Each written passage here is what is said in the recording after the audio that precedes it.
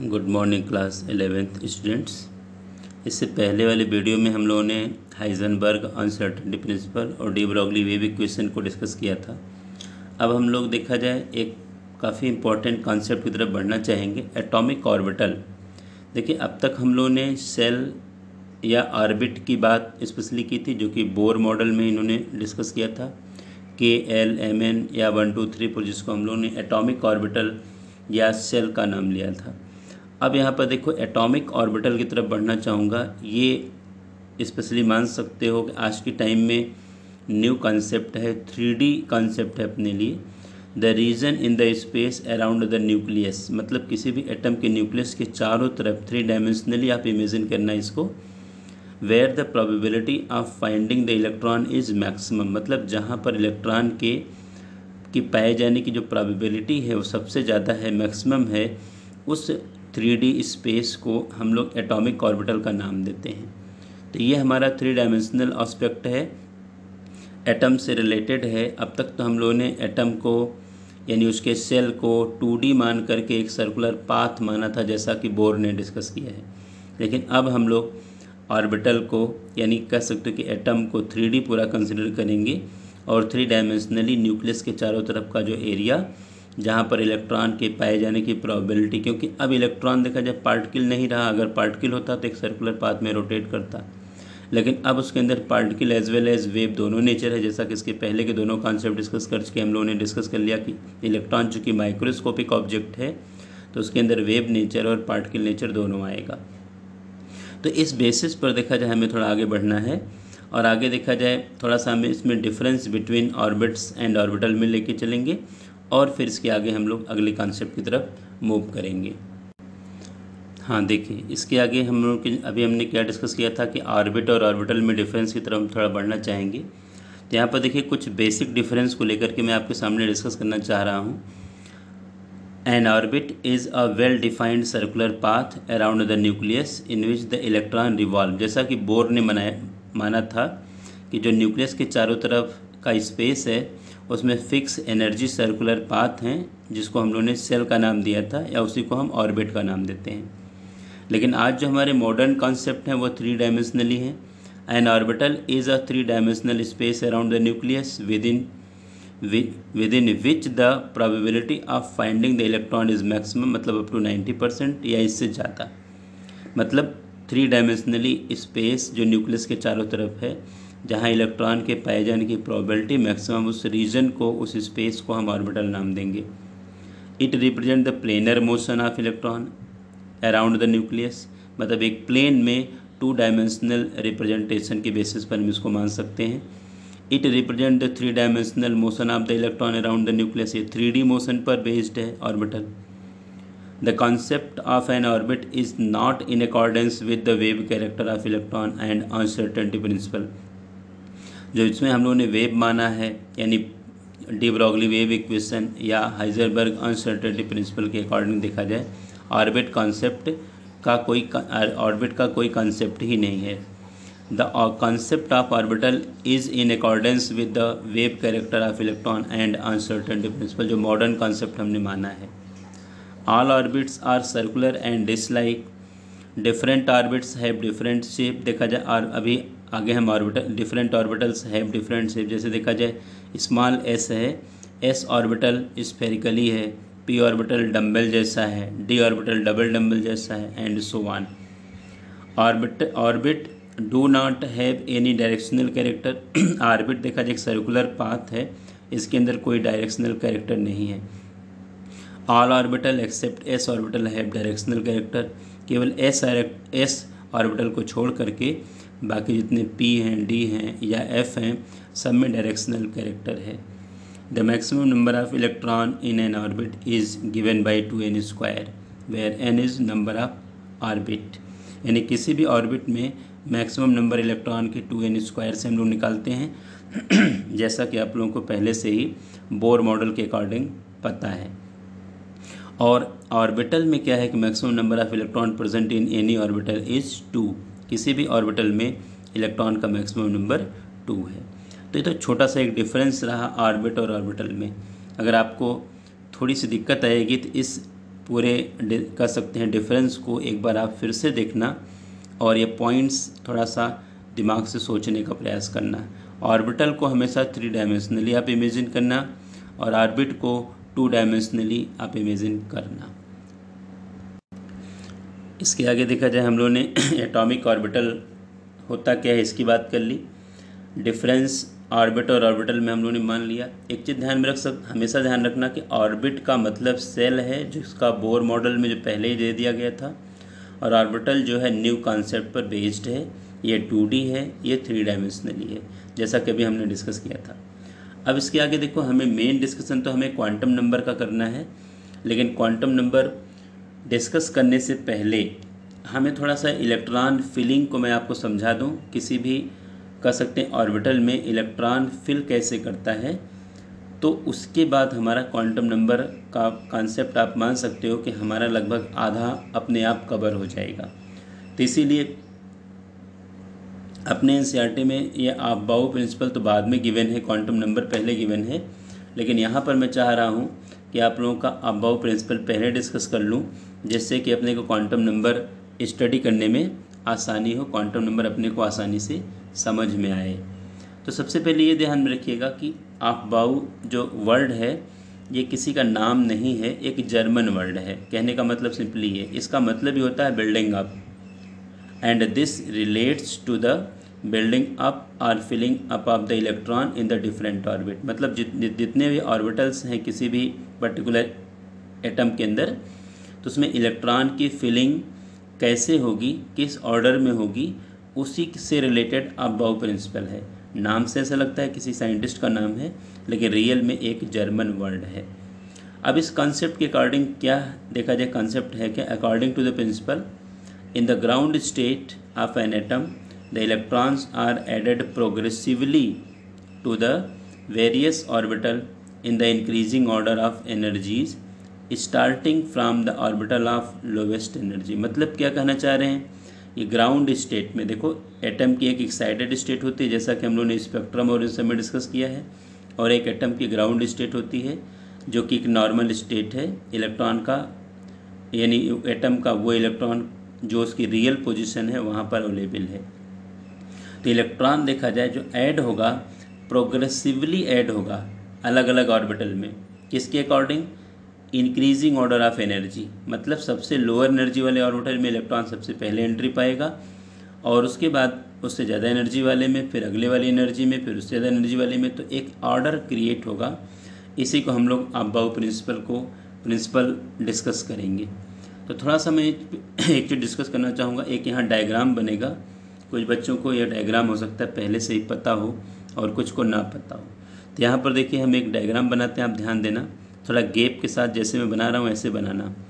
देखिए ये first cell में केवल हमारे पास एक ही ऑर्बिटल है 1s, इसीलिए हम लोग देखो ऐसे 1s लेके चल रहे हैं। सेकेंड सेल में देखा जाए हमारे पास एक तो s ऑर्बिटल है और एक हमारे पास p ऑर्बिटल है, जिसको हम लोग लेकर के चल रहे हैं। सेकेंड सेल में देखा जाए हम लोग हमारे पास केवल 2 ऑर्बिटल हैं 2s एंड 2p, इसको हम लोगों ने ले लिया है।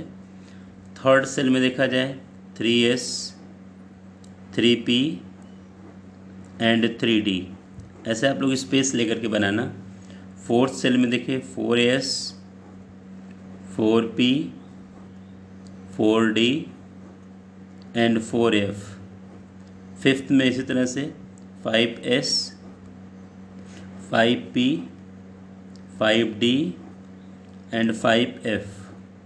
सिक्स में देखा जाए 6s 6p 6d 6f भी होगा लेकिन हमें इसकी ज़रूरत नहीं है, और 7s 7p हमें इतने तक की ज़रूरत है। तो देखा जाए s के नीचे s की लाइन, p के नीचे p की लाइन, d के नीचे d की लाइन और f के नीचे f की लाइन। ये तो हमारा एक ऑर्डर है। अब इसको आप लोग क्या करना, इसी तरह से क्रॉस कर देना। देखा जाए ऐसे यूँ आप क्रॉस कर देना इसको इसी तरह से।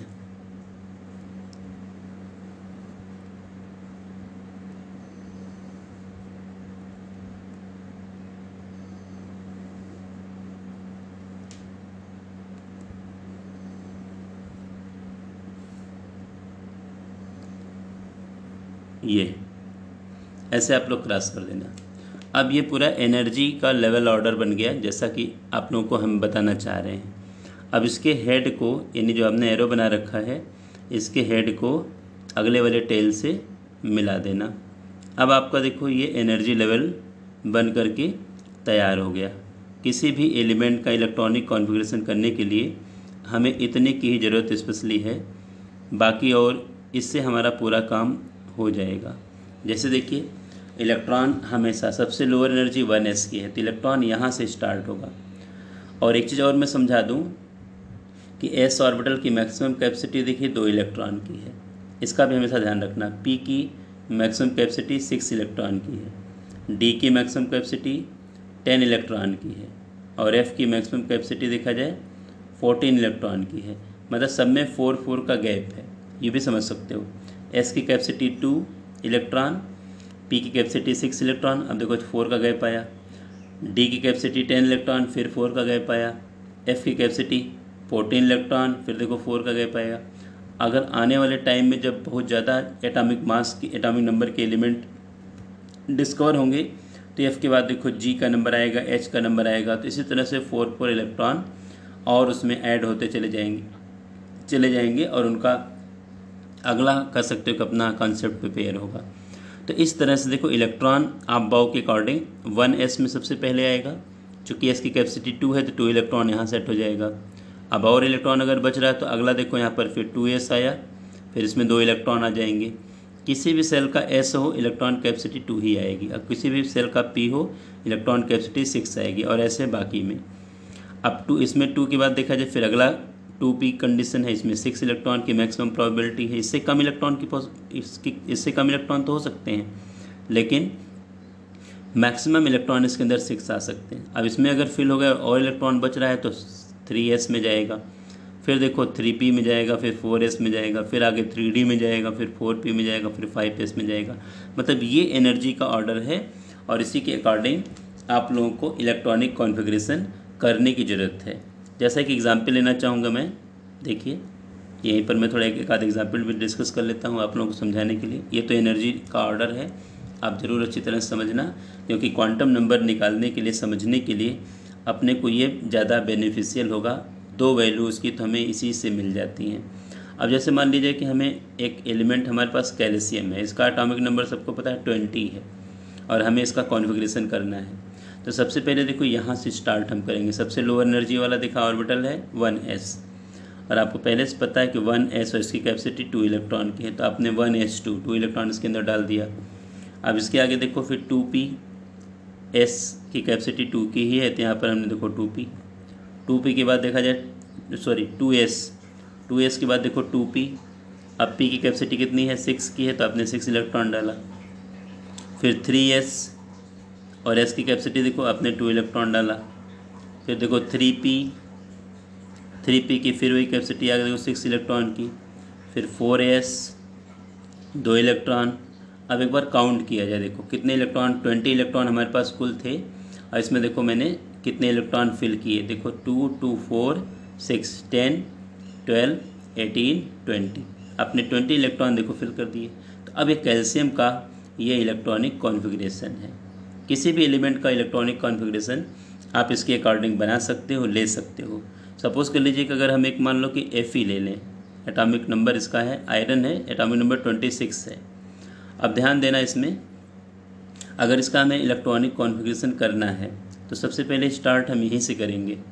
देखिए 1s 2 इलेक्ट्रॉन, फिर देखो 2s का नंबर आएगा 2 इलेक्ट्रॉन, 2p का नंबर आएगा 6 इलेक्ट्रॉन, 2p के बाद देखो 3s का नंबर आएगा 2 इलेक्ट्रॉन, फिर 3p का नंबर आएगा 6 इलेक्ट्रॉन, 4s का नंबर आएगा 2 इलेक्ट्रॉन। अब 4s के बाद देखो अगली कंडीशन 3d की है, तो 3d की कैपेसिटी देखो मैक्सिमम तो 10 इलेक्ट्रॉन की है, लेकिन अपने पास 26 कुल इलेक्ट्रॉन है। कितने हमने सेट कर दिए, फिल कर दिए, कितने बचे हैं देखो 2 2 4 10 12 18 20, आपने 20 इलेक्ट्रॉन तो यहाँ तक फिल कर दिए। इसकी कैपेसिटी 10 की है, लेकिन आपके पास 26 कुल इलेक्ट्रॉन थे, जिसमें से आपने 20 फिल कर लिए, तो बचा कितना 6। तो 3d यहाँ पर 6 इलेक्ट्रॉन का नंबर आ जाएगा, क्योंकि ये 10 से लोअर वैल्यू आ सकती है जितना उस पर्टिकुलर एलिमेंट के अंदर इलेक्ट्रॉन होंगे। ये तो देखा जाए एक सिंपल सा कह सकते हो कि इलेक्ट्रॉनिक कॉन्फ़िगरेशन है। इसको चाहो तो आप सेल वाइज भी कर दो। ये जो 1 2 3 जो ये नंबर हैं ये सेल के नंबर हैं। अब देखो ये 1s 2 इलेक्ट्रॉन आ रहा है तो आपने 2 ले लिया। ये देखो 2s 2p ये सेकेंड सेल के दोनों ऑर्बिटल हैं तो 6 और 2 8 इलेक्ट्रॉन आ गए यहाँ पर देखो सेकेंड सेल में। ये देखिए 3s 3p और साथ में 3d ये तीसरी थर्ड सेल के इलेक्ट्रॉन्स हैं। तो इसमें देखा जाए 2 6 और 6 तो वैल्यू कितनी आ गई तुम्हारी 14 आ गई, तीसरे सेल में 14 इलेक्ट्रॉन। और ये चौथा सेल है 4s इसमें केवल 2 इलेक्ट्रॉन हैं। तो ये देखा जाए ये सेल वाइज इलेक्ट्रॉनिक कॉन्फ़िगरेशन है। अगर आप इसके अकॉर्डिंग कॉन्फ़िगरेशन करोगे तो कभी मिस्टेक नहीं होंगी। एक दो एक्सेप्शन ज़रूर हैं, आगे उसका डिस्कशन हम करेंगे, लेकिन काफ़ी कुछ हमारे काम का पॉइंट इससे कवर हो जाएगा। हमारे कहने का सिंपल मतलब ये है। तो अबाउ प्रिंसिपल को अच्छी तरह से समझना है, क्योंकि इससे अपना काम अगला ये हो जाएगा कि बेनिफिट अपने लिए ये रहेगा कि कॉन्फ़िगरेशन करना अपने को इजी हो जाएगा, आ जाएगा, चाहे इलेक्ट्रॉन एलिमेंट बहुत छोटा एटॉमिक नंबर का हो या बड़े एटॉमिक नंबर का हो। आप लोगों को अबाउ प्रिंसिपल अच्छी तरह से आना चाहिए, तब इसके बाद देखा जाए हम लोग अगले स्टेप की तरफ बढ़ सकते हैं। अगला स्टेप क्वांटम नंबर समझाने से पहले मैं छोटा सा एक श्रोडिंगर वेव इक्वेशन की बात करना चाहूँगा, फिर हम क्वांटम नंबर पर आएंगे जो कि हम अगले वीडियो में कवर करेंगे, क्योंकि वीडियो बहुत बड़ा बन जाने से भी कोई ज़्यादा बेनिफिट नहीं होता है, बोरिंग होने लगता है। ये जो छोटा सा इक्वेशन हमारे सामने देखो रिप्रेजेंट हो रहा है, मैं आपको केवल दिखाना चाह रहा हूँ, अपने लिए इसका ज़्यादा कोई बेनिफिट तो नहीं है अभी प्रेजेंट टाइम में, लेकिन आप लोगों को इसको थोड़ा पता तो होना चाहिए कि है क्या चीज़। जैसा कि आप लोगों को पता है कि क्वांटम मैकेनिक्स है क्या, जो मैटर के ड्यूल बिहेवियर की स्टडी करती है। अभी हम लोगों ने de Broglie wave equation, Heisenberg uncertainty principle इनको डिस्कस कर लिया था। अपने एनसीईआरटी में श्रोडिंगर का वेव इक्वेशन अवेलेबल नहीं है, इसका एक शॉर्ट फॉर्म ज़रूर अवेलेबल है। और इसी इक्वेशन ये यूँ मान सकते हो कि अपने क्वांटम मैकेनिक्स का के लिए काफ़ी बेनिफिशियल इक्वेशन जो कि इन्होंने दिया है यह अपने सामने है। जैसा कि इसमें इन्होंने लिखा भी है, देखा जाए कि Schrodinger equation which is considered as the heart of quantum mechanics, मतलब इसको हम जैसे अपने बॉडी के लिए हार्ट कितना ज़रूरी है आप सबको पता ही है, वैसे ही क्वांटम मैकेनिक्स के लिए श्रोडिंगर का वेव इक्वेशन एक तरह से उसके हार्ट की तरह से उसका काम कर रहा है। ये वेव फार्मूला जो बनता है उसी के डिफ्रेंसिएशन से ये चीज़ अपने को मिलती है। ये सब आप लोगों को हायर क्लास में मिलेगा। केवल मैं हम अपने काम का पॉइंट ये है कि अगर इस इक्वेशन को सॉल्व किया जाए, इस इक्वेशन को अगर हम सॉल्व करें तो उससे हमें 3 नंबर मिलते हैं और चौथा नंबर अलग से इंट्रोड्यूस किया जाता है। तो इसी चारों नंबर को मिला करके हम लोग क्वांटम नंबर का नाम देते हैं। तो आप यूँ समझ लीजिए कि श्रोडिंगर वेव इक्वेशन के सलूशन से अपने को 3 नंबर मिलेंगे, 3 नंबर मिलेंगे और 4th नंबर और इंक्लूड किया गया है जो इससे रिलेटेड नहीं है। तो उस 4 नंबर को हम क्वांटम नंबर का नाम देते हैं, जिसका डिस्कशन हमें डिटेल में करना है और काफ़ी इम्पोर्टेंट टॉपिक ये अपने लिए है स्पेशली। तो इसको हम पूरे एक अलग वीडियो से डिस्कस करेंगे, अलग वीडियो में इसको लेंगे। लेकिन फिर वही काम बताना चाहूँगा कि श्रोडिंगर इक्वेशन जो कि 1926 में दिया गया है, जो कि क्वांटम मैकेनिक्स के लिए काफ़ी इम्पॉर्टेंट है, वो इक्वेशन आपके सामने है। इसका मैथमेटिकल डेरिवेशन अपने सिलेबस में अवेलेबल नहीं है, केवल आप इक्वेशन को देख लीजिए। अपने एनसीईआरटी में शॉर्ट फॉर्म ज़रूर अवेलेबल है। तो इस इक्वेशन के सलूशन से अपने को 3 नंबर मिला है और चौथा नंबर हमने और डाला। अब नंबर हैं क्या, कैसे निकालेंगे, कैसे फाइंड करेंगे, वो सब डिस्कशन हम क्वांटम नंबर टॉपिक में करेंगे। तो आपको इतना ध्यान से इस कर सकते हैं कि इस टॉपिक से रिलेट करना है। तो ये वीडियो इतना ही मैं डिस्कस करूँगा और इसके क्वांटम नंबर वाला वीडियो इसके आगे डिस्कस करूँगा। Thank you.